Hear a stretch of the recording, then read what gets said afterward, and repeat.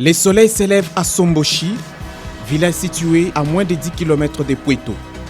Deuxième jour de la deuxième semaine de la rentrée scolaire 2019-2020. Le village est calme, les écoliers s'empressent pour rejoindre l'école. Eh bien, l'enseignement est gratuit. Il faut partir à l'école parce que deuxième, 7e et 8e, c'est gratuit. Plus de raisons de voir ses enfants chômer. À Pueto, la gratuité de l'école primaire est donc effective. Dans ces territoires du Haut-Katanga, personne ne veut voir ses enfants rater les cours qui sont offrés du gouvernement. Nous suivons un écolier qui fait ses premiers pas à l'école. Heureux, ce futur cadre du pays prend bain à sa manière. Sans manger, il se met sur la route pour apprendre. Sa mère des nationalités zambiennes est heureuse. Zambienne. Vous Zambienne. C'est pas que les Swahili ya kuchanga na Kibemba. Sibarazo samani vya bure. Tunaenda tu kuandikisha ya bure. Iko tu bien.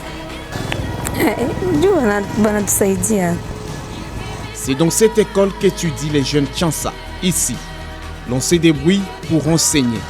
L'État a annoncé et imposé la gratuité de l'enseignement, mais n'a pas prévu les documents pédagogiques pour enseignants. Les bureaux du directeur des études étroits, comme une salle de toilette sans manuel didactique, épais d'Ipiri. Pourtant, une école publique n'a pas de siège pour écoliers. Ici, on étudie à même les sols.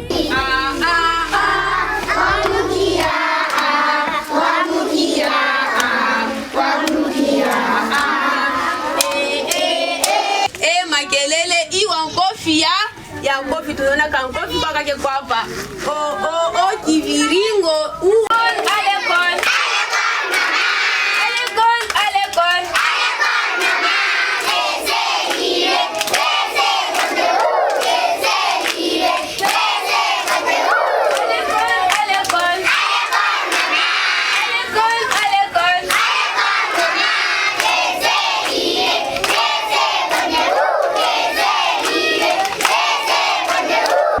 Avant de quitter cet établissement scolaire, les directeurs nous arrêtent. L'homme a un mémorandum. À défaut d'atteindre Lubumbashi ou Kinshasa, il profite de notre présence pour se faire entendre. Monsieur ne sait pas répondre à nos questions. Il a déjà des choses prévues sur son papier. Comme difficulté, comme souci, nous manquons d'abord la paye des enseignants. La première difficulté. Deuxième difficulté, nous manquons le fonds de démarrage pour l'achat des documents pédagogiques des enseignants. De deux, nous avons aussi, les parents sont dans l'impossibilité d'abord de payer les objets classiques de leurs enfants. Et en plus de cela, même l'uniforme pour leurs enfants.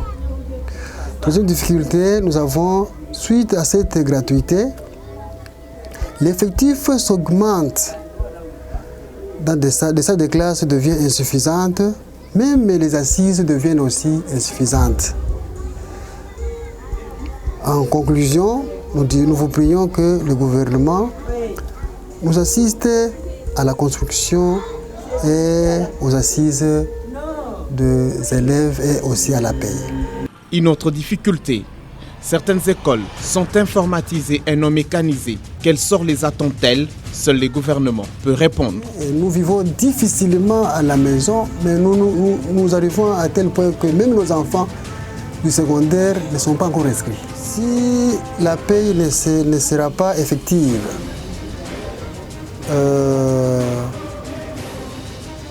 c'est le gouvernement qui va nous orienter, parce que nous n'avons pas à faire, parce que le gouvernement a suspendu la prime. Il y a les écoles budgétisées et les écoles qui sont informatisées, donc qui ont des numéros matricules, mais jusque-là, qui ne sont pas encore payés. Mais avec les instructions qui nous sont devant nous, ça prouve que ces écoles sont des écoles publiques. L'espoir est là. La gratuité de l'enseignement qui ne concerne que les écoles publiques impacte négativement les écoles privées à Pueto, qui étaient d'ailleurs obligées d'inscrire gratuitement. Maintenant, les responsables craignent de voir leurs écoles s'évider quand il faudra payer le Minerval. Du côté du gouvernement, c'est plutôt une gloire. Ce que nous allons constater, c'est l'afflux des élèves, puisque vous remarquerez que bon nombre d'enfants n'ayant pas les moyens pour être scolarisés, ils ne venaient pas. Mais cette année, vous allez vous rendre compte que les classes seront surpeuplées. Dans certaines écoles où je suis en train de réaliser 200 élèves en première année. Donc je pense que c'est un message qui est bien accueilli parce que nous avons des éléments palpables.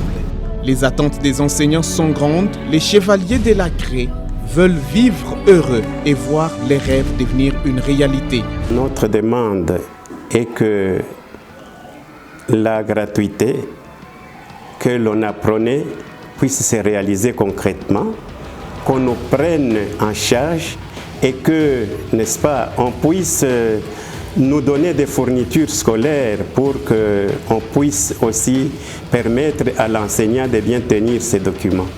Jusqu'ici, on est à court de moyens et on n'a pas du tout... Nous avons des difficultés pour nous en sortir.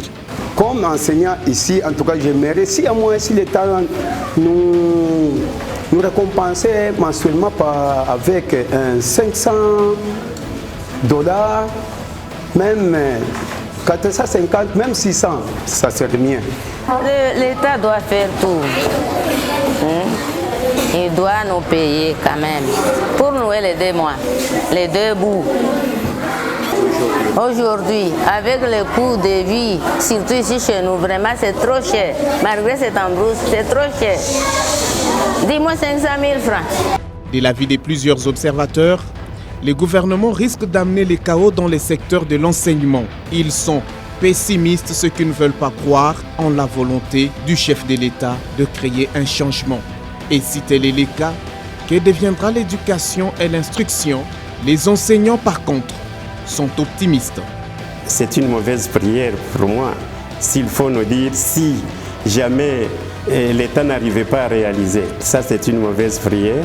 Notre grand souhait est que les choses se réalisent convenablement, comme promis, parce qu'à défaut, là ça n'ira pas. D'abord, les parents qui, plusieurs années, souhaitaient à ce que cette gratuité dont on parlait puisse se réaliser concrètement. Mais maintenant qu'on a reçu les enfants gratuitement, leur dire par après qu'ils peuvent commencer à donner un petit quelque chose, en tout cas ça va semer du désordre. La République sœur de la Zambie, là où l'enseignant est vraiment dans de bonnes conditions.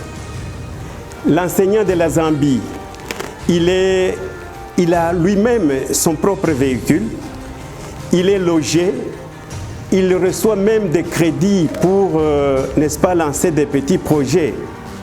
Mais quand on fait cette comparaison, et je pense que la Zambie n'a pas de moyens de plus que notre pays. Poitou compte dans son ensemble 27 écoles primaires et 17 écoles secondaires, dont 5 écoles privées. 4e jour de la 2e semaine de la rentrée scolaire, les soleils se couchent sur Poitou, au bord de la rivière Louvois. Fin de la mission. Les enquêteurs retournent sur Lubumbashi.